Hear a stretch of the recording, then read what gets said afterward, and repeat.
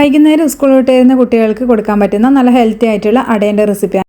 അപ്പോൾ ഇതൊരു പഴയകാല റെസിപ്പിയാണ്, മിക്കവർക്കും അറിയുന്നതായിരിക്കും, എന്നാലും അറിയാത്തവർക്കും കൂടി വേണ്ടിയിട്ടാണ് ഷെയർ ചെയ്യുന്നത്.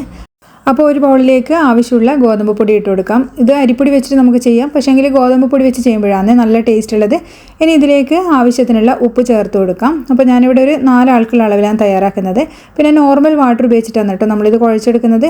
അപ്പോൾ മാവ് ഇത്തിരി ലൂസായാലും കുഴപ്പമൊന്നുമില്ല, നമ്മൾ ഇലയിൽ വെച്ചൊന്ന് പരത്തിയെടുക്കുന്നതാണ്. അപ്പോൾ അതുകൊണ്ട് അങ്ങനെ അധികം ടൈറ്റൊന്നും ആക്കണ്ട, മാവ് ഇത്തിരി ലൂസാക്കി എടുക്കാം.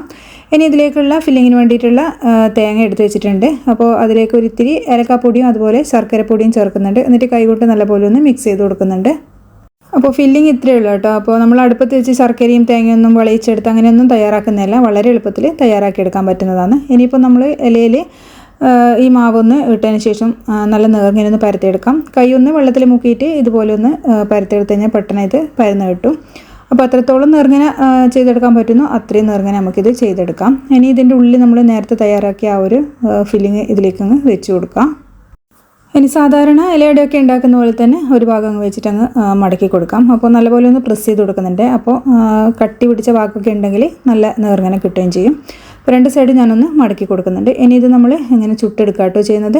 അപ്പോൾ ഞാനിത് ദോശക്കല്ല് അടുപ്പത്ത് വെച്ചിട്ടുണ്ട്. ഒരു ലോ ടു മീഡിയം ഫ്ലെയിമിൽ തീ വെച്ചതിന് ശേഷം നമുക്ക് 1 or 2 വെച്ചിട്ടിങ്ങനെ ഇതുപോലെ ഒന്ന് ചുട്ടെടുക്കാം. അപ്പോൾ ഇതൊന്ന് മൂടി വെച്ചിട്ടാണ് കേട്ടോ നമ്മൾ ആദ്യം കുക്ക് ചെയ്യുന്നത്. കാരണം എന്ന് പറയുമ്പോൾ പെട്ടെന്ന് വെന്ത് കിട്ടാൻ വേണ്ടിയിട്ടാണ് മൂടി വെച്ച് കുക്ക് ചെയ്യുന്നത്. ഇനി നമുക്കിതൊന്ന് തിരിച്ചിട്ട് കൊടുക്കാം. അപ്പോൾ ഒരു 3-4 പ്രാവശ്യം അപ്പുറമൊക്കെ ഒന്ന് തിരിച്ചിട്ടിട്ട് നല്ലപോലെ നമുക്കിതൊന്ന് ഫ്രൈ ചെയ്തെടുക്കാം. അപ്പോൾ ഇലയൊക്കെ ഇതുപോലെ ആട്ടോ ഉണ്ടാകും. അപ്പോൾ കുറച്ചൊന്ന് കുക്കായി കഴിഞ്ഞാൽ നമുക്ക് ഫ്ലെയിം നല്ലപോലെ ഒന്ന് കുറച്ച് വെച്ചിട്ടൊന്ന് വേവിച്ചെടുക്കാം. അപ്പോൾ ഇത് എത്രത്തോളം കുക്കാവുന്നോ അത്രയും നല്ല ടേസ്റ്റാണ്. നല്ല ഉണങ്ങിയ പോലെ ഇരിക്കുമ്പോഴാണ് കേട്ടോ അതിൻ്റെ ടേസ്റ്റ് ഉള്ളത്.